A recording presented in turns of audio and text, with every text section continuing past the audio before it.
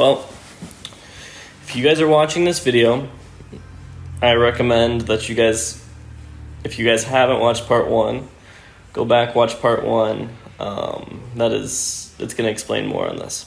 So here's part 2 of how I lost my drone and how I'm trying to find my drone. And probably the scariest I've ever been in my life. So, I thought like everything was going well. I knew that no one could get to it. Not many people would have seen it go down, but might have been where I was wrong. So I thought that since it's kind of on this side of a cliff, here's some photos. It's on the side of this cliff that most people aren't going to try to go find the drone. I have a rough idea, 100 foot by 100 foot square that it could be in, which is 30 meters by 30 meters. And I know where it is. I watched the video, can't tell you how many times. I watched the video, watched the coordinates, everything of that is going to be posted in my last video, part 1. So I know where this drone is. So I contact the home or the Airbnb homeowner because her boyfriend does a lot of climbing and she recommended a climbing class to me as something fun to do. So never actually got a chance to do that, but that would have been really fun. But she went over there and asked one of the guys if he could help me find my drone. He said yeah, so I worked out a deal. I told him 30 mil pesos, which is $30. If you attempt to find my drone and you are unsuccessful, apparently the daily wage in Chile is $20. And so I'm like, perfect. And then if you find the drone, I'll pay you the same as what I would pay anybody else, $100 to find my drone. Obviously, it means more to me than anyone else, but it's going to cost someone way more to learn how to fly it than the drone's worth. Learn how to fly it and have the equipment to fly it. So, yeah. So we contact him. He meets us at the Airbnb. I thought everything's great. Experienced climber. This is perfect. The day prior, we went up on top of this apartment building, trying to find the drone. I went with one of my friends that spoke Spanish. His name is Augustine. He's going to come into a part later, and I'll explain how I'm thankful for him. So I got to this top of the apartment, but it took a while. I mean, we were in the bottom lobby. They're like, who's this gringo with this friend? He's speaking Spanish. And they thought we were trying to steal whatever. I mean, it's the hills of Valparaiso. Not a very nice area of town, even though this was actually a nice apartment building. Very, very nice. So they didn't believe us until I showed them the video. And then they're like, yeah, I'll give you some guy and he'll go up with you to take a look. So I'm like, perfect. So we go up. I see it looks pretty steep, but it's not. I mean, I feel like I can go up there. And there's vines, but I also feel like the vines are pretty good. Not really thorny.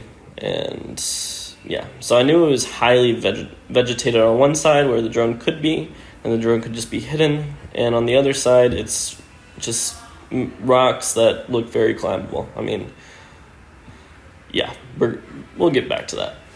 So the climber meets us at the hostel, and we drive up to the top of Santiago Wonders, which is the logo that I was flying in,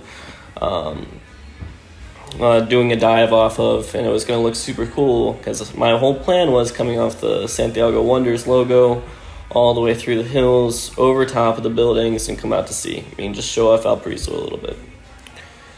So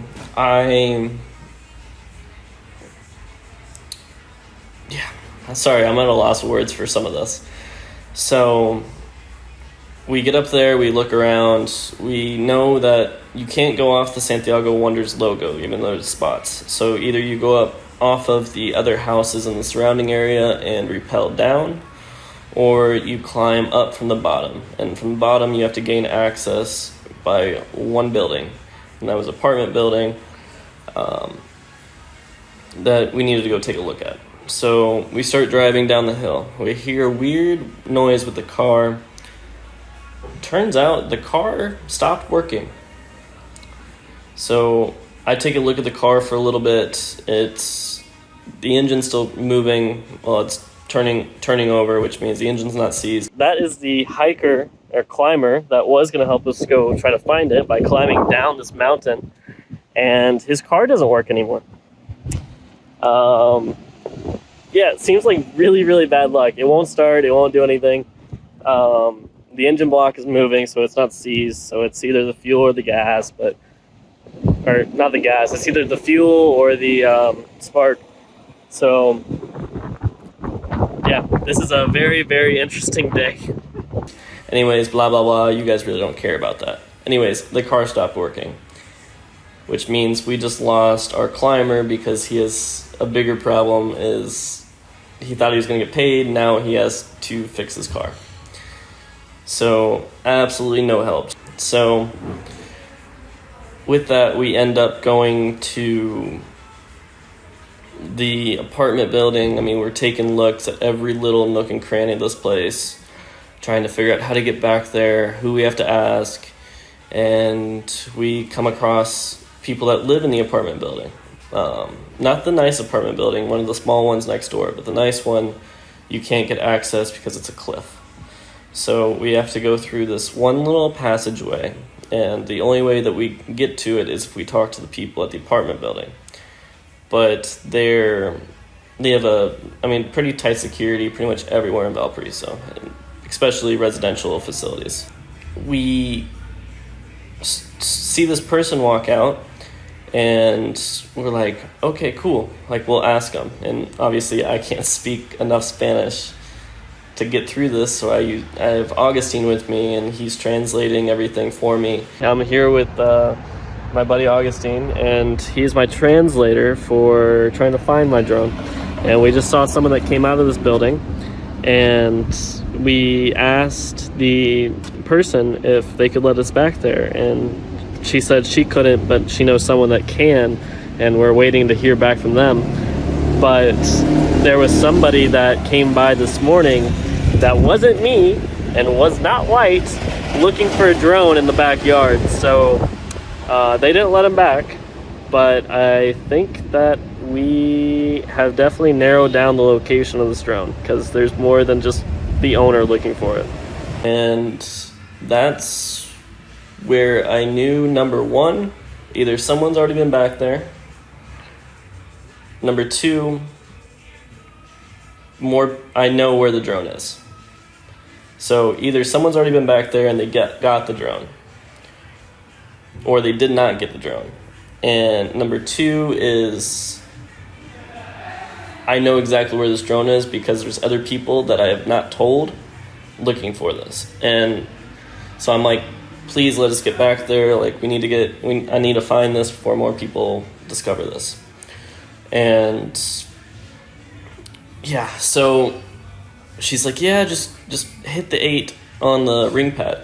Ring pad doesn't work. So we wait for the next person to come out. So option number, I don't even know what option we're on at this point, but we made it inside, like I said, and I went up and showed you where I needed to go.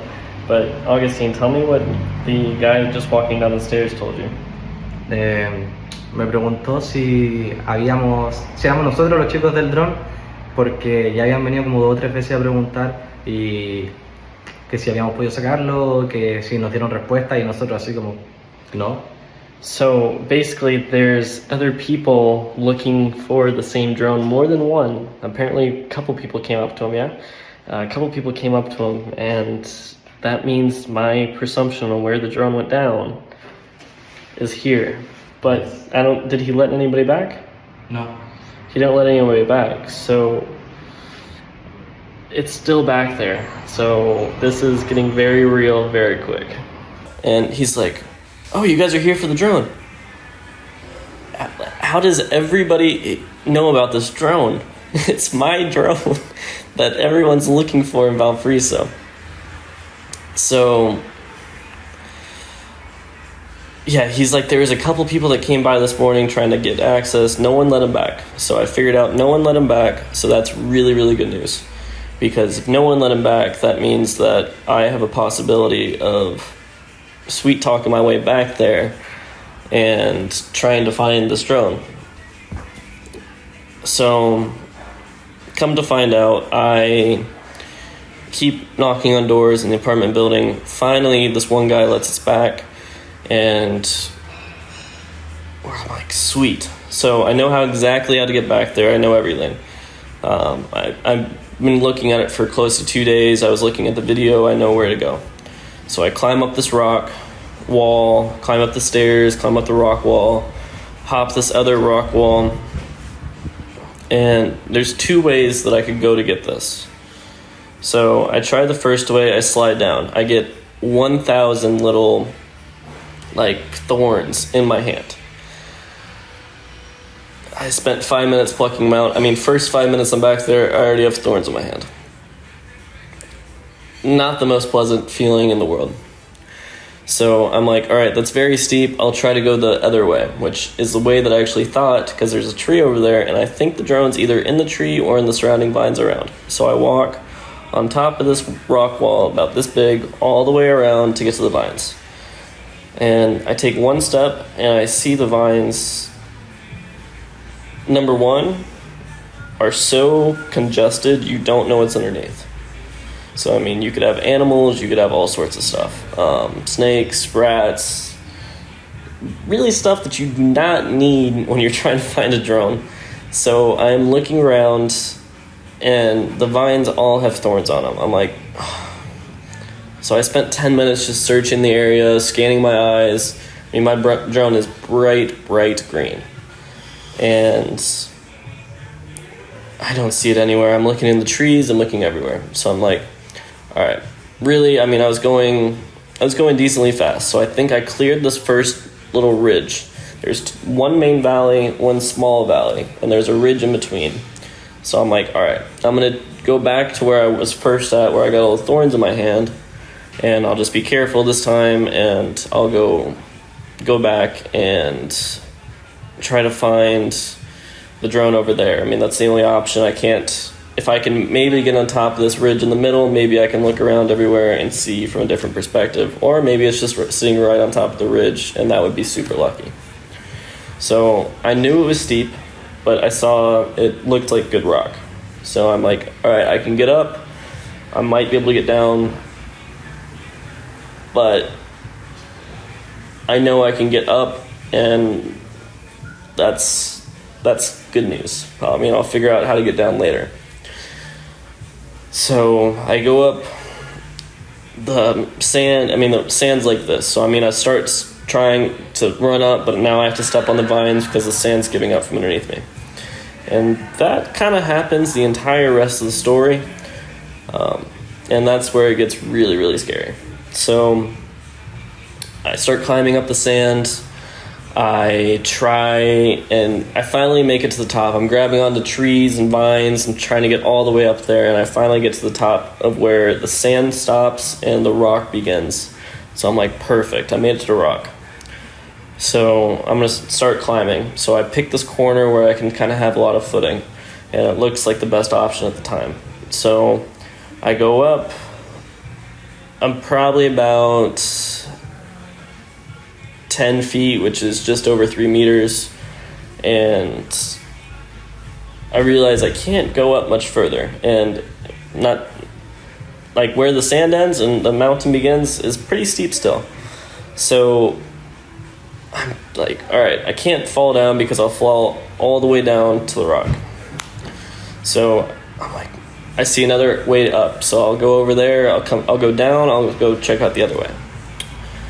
So I go down, and about 6 feet up, that's when I slip, fall, land in the sand, start sliding. I grab onto this tree, and I'm like, okay, I'm going to be more careful. I'm wearing really good shoes. I'm wearing like hiking shoes. I mean, I feel perfect. So I'm like, all right, that was just mishap. Let's go up. So I start climbing. I made it above the point. At this point, I'm over 11 stories off where the road is. So I'm looking over top of a 9-story apartment building by a good long shot. And so I make it up. I keep going. From the point of the sand to where I am, I'm probably about 20-25 feet at this point. So I realized that the rock keeps decaying underneath my feet. If I grab onto a rock, it decays. It wasn't getting good. I'll play some clips for you now. Well, I am currently stuck on the side of a cliff. I can't go up, I can't go down. It's about ready to get really fun. Yeah, that's way down there.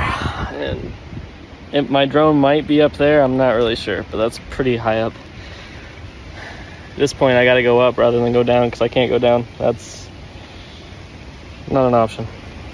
Okay, well, I'm currently just sitting here, standing on the side of this cliff. If you can tell how steep that is right there, that's how steep it is, and it gets steeper down there. I don't think anybody will ever find this drone. I am probably the most devoted person to finding it because it's mine, and it has my SD card in it with footage. Luckily not too much, I backed it up the other day. But I don't think anybody will ever find this drone. Now I have to figure out how to get off this mountain. I've been searching for a while and I can't. I mean, there's cactuses, there's the rocks. Let me see if I can find it. Like, here's a rock that's like just the side of a cliff, and they just constantly keep breaking off. So this is the scariest thing I've ever done. I am literally being held up on this cliff right now by one plant. If that plant goes bye-bye, let's pray. So, yeah, that's the clips of me on the side of a cliff, absolutely scared. You can see in my voice how scared I was, but I was trying to breathe in, breathe out, try to stay nice and calm. So, I mean, if you freak out, I mean, that's a drop. So, I can't move. I have been on this one plant, no bigger than, I mean, even smaller than my index finger. It had a couple different like branches like the size of my index finger, but I mean the base of the plant's about this big. And this is the only thing that's in the mountain strong enough to hold my weight. I'm here for close to 45 minutes. At this point, I'm starting to freak out, but I'm really being calm. So my buddy Augustine is sitting on the road, because obviously I didn't want to bring him in to this situation and have to do this hike. So he's there like if I need help or whatever. So 45 minutes goes by. I'm like, I'll go with the long story just because I'm doing the long story. So about 30 minutes goes by and I'm still on this thing. I mean, I've been sitting here, I've been strategizing. I mean, every single thing I touch breaks. All the rocks break. All the sand breaks. I see sand falling out from underneath my feet. Not good. So I am like, yeah, dude, I'm going to call you now. I am currently stuck. Give me 15 minutes. If I'm not off this mountain and with you, call me back. So another 8 minutes goes by.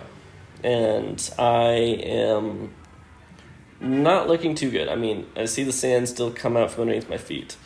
I mean, it's like an hourglass. I mean, you see the sand and it freaks you out more and more. and eventually there's going to be no more sand left, and you fall. You fall, you slide. It's not good. So I call him. I'm like, dude, I haven't moved since the past 8 minutes. I need your help. 3 minutes later goes by. He makes it to where I am. Well, not exactly. So he makes it down to the top of the sand, which means I'm still about another 20, 25 feet higher than that.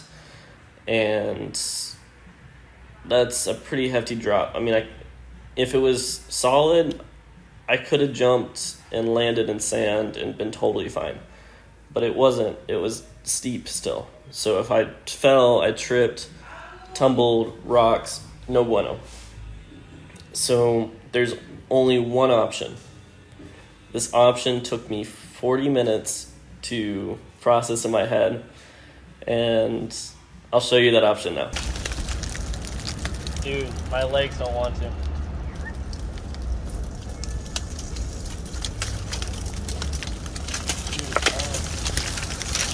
Careful. 100% I can get down over there. Yes.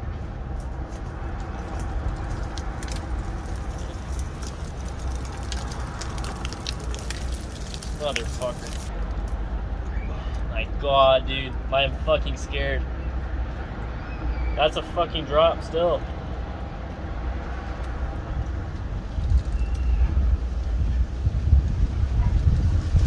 What happens if I slip over here? There is a tree. Another tree? Yeah, the tree stops you. No, if I go past this tree right here and I slip and fall over there, what happens?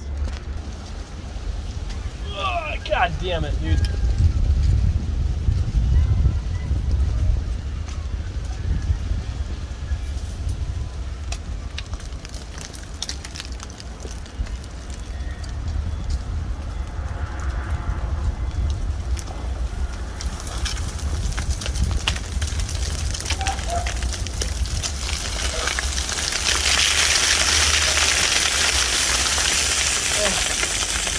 Okay. Okay. We're good. How far do I have to go to get down? 1.5 meters to your right. And you can rest there.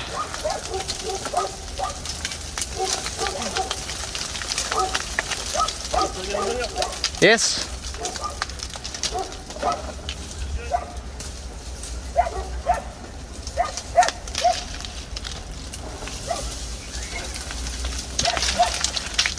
Oh, holy shit.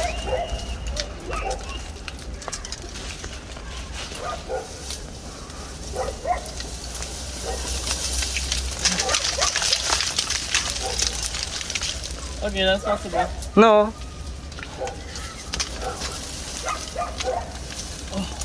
Oh, that was my lifeline. I just let go. Come on, pussy. Dude, that's a fucking drop. Go.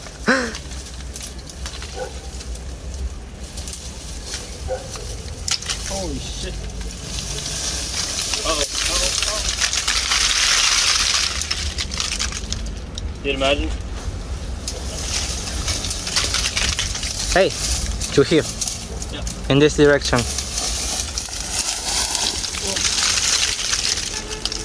You're safe.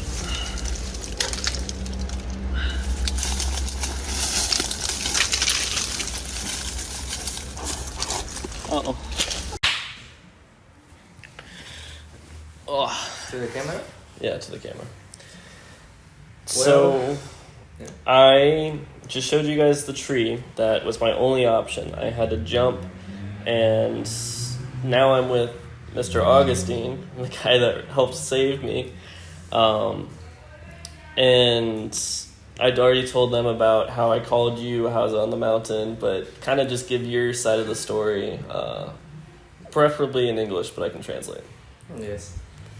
Well, I was waiting for Connor, sit in the street, and I was like, oh, this is boring as fuck.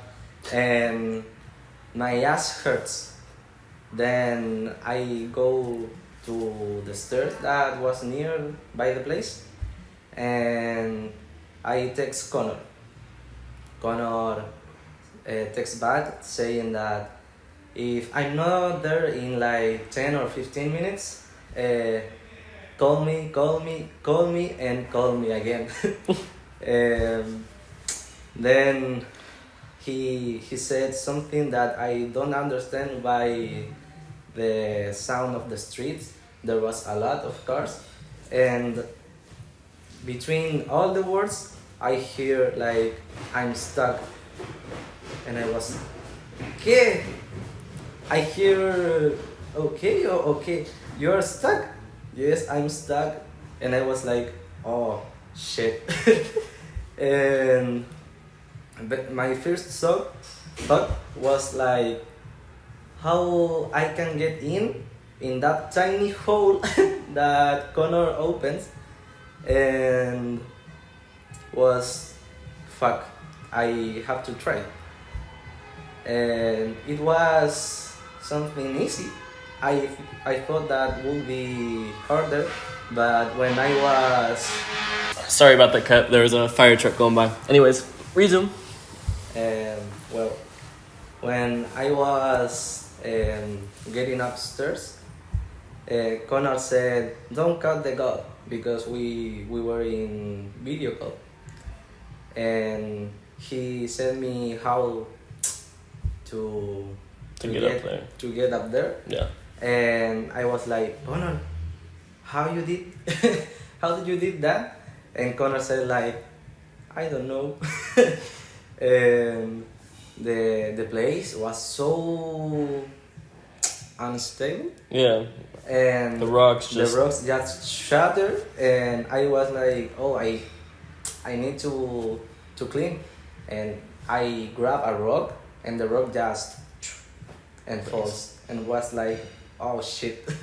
And Connor said me that the only thing that was saving him was a little plant. Yeah. Or a vine, I don't know. Yeah, it was like a small little. I mean, there's a plant over here that you guys can't see, but I mean, it is tiny, and that's the only thing that was keeping me up. And he said like, our thing is the tree in front of you secure, but I need 100% you're secure. And I was like, I don't know. Yeah, this was the second option. Yes. It was about a, how far of a jump would you say? Like 3 meters roughly. So it was about, it was a 3 meter jump, which is roughly about 9 feet, and 9-10 feet, and nothing in between. And I mean, if I slip, I fall off the cliff, I roll in the sand, go off a mountain, no bueno. Yes. If I make it, that's what I needed him to tell me. Was, at this point, I was so scared. I needed to jump to this bigger tree that looked dead, but was the only thing that I thought was secure enough to hold my weight enough to get me down. And that was what he was there to, number one, look for, and number two, get on camera, because he's like, let me catch you. And I'm like, dude, if you try to catch me, we're both going down the side of a mountain, no bueno. So I gave him he broke a stick off a tree, hit this tree as hard as he could, and trying to like figure out if it's good. Second thing I needed him was, that would only get me down about 2 feet. I still had about another 20 feet to go. And I'm like, dude, if I make it to here, I need to know I can get down. Like, so that's really what I called you for, was because number one, I didn't know if it was stable, and number two is I needed to get down. So yeah, I eventually make it to the second tree, and what's going through your mind? I was like, yes, finally we are getting home. Yeah, I mean, we were there for hours. Yes, it was like 3 hours. Probably, yeah. So, yeah, it was about 3 hours, because we didn't make it back here till about 6, and we left at like just before 3. Yes. So it's only like a 15-minute walk to up there, but yeah, I mean, I was a little bit happy, but also I still had more coming. So he's like, you can slide down this side. And what were you seeing on the side of the tree? It was like a slide, like three rocks that make this figure, like this, and another one. And I was like, he had to come in this direction because by the other one it was the cliff, and was like, Connor, you have to go to me, not to that. And I was like, oh, Connor, give me your hand and I will catch you. And he said like, no, just feel me. if I drop, it was so nice. It become viral. And I was, no, I have to catch you, catch my ass. Yeah, so I mean, at this point, I knew I already took the first slide down.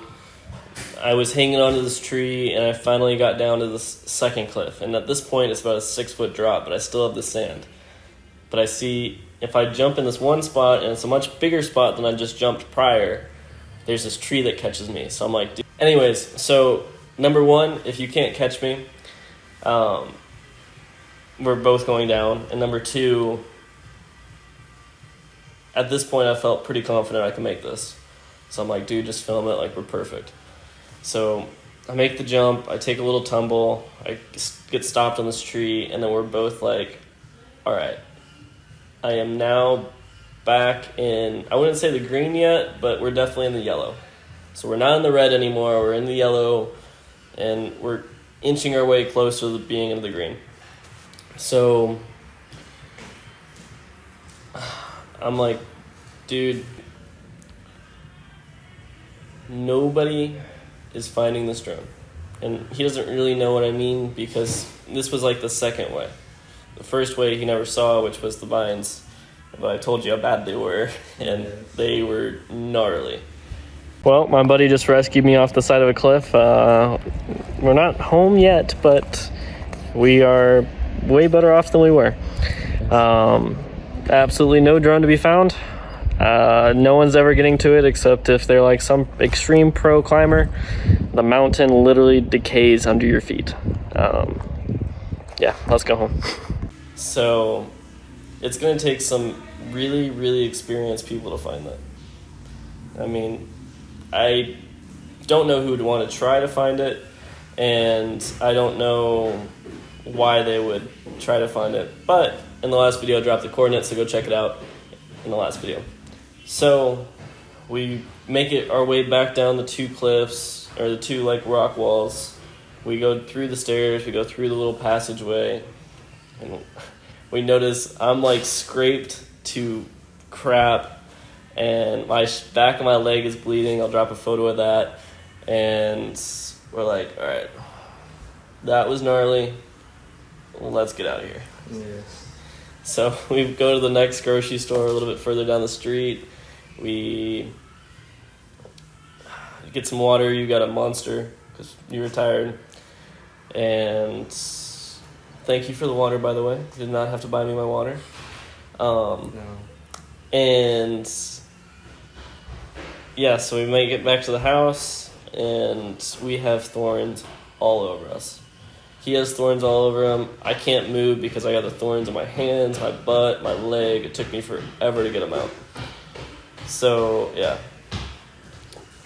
We make it home, and we're like, dude, that was unbelievable.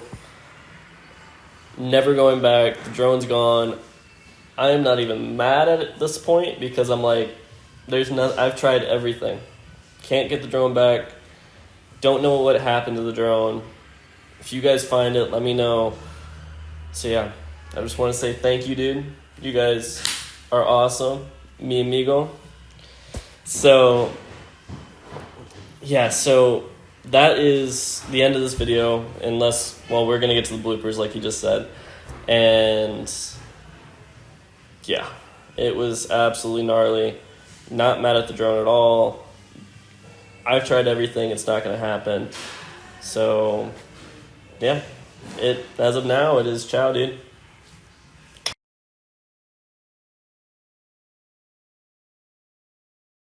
To finish it off, but if that's it, that is the end of the outro. You have to play like bloopers. I know. We'll play the bloopers. So you can come. Reñata.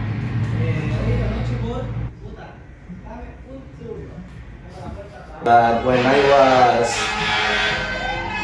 wait for the Here, one second. Make sure you're still in frame, which I think you are. If you can't stop me, copyright music. Perfect. Oh. I don't know. I was speaking. Te estoy grabando para YouTube. Pero no es directo, ¿no? no. ¿No vienes aquí? ¿No venís? Ay, cono. Pero lo que Learn Spanish. I don't know English. You're speaking to me in English. Ahora que terminemos con esto, si ya estamos casi. How much time? 5 minutes? 5 minutes. Okay. We are in the kitchen. Yeah.